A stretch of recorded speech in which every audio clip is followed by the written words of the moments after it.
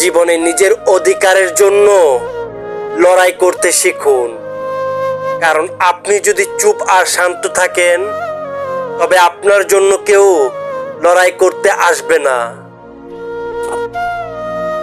বিয়ের থেকেও ভয়ানক হলো কাউকে ভালোবাসা। কেউ একবার এর স্বাদ পেলে সে প্রতিদিন তিলে তিলে মরবে। আমি তো হাসি অন্যকে হাসানোর জন্য, নইলে মনে এত ক্ষত আছে যে ঠিকভাবে কাঁদতেও পারি না।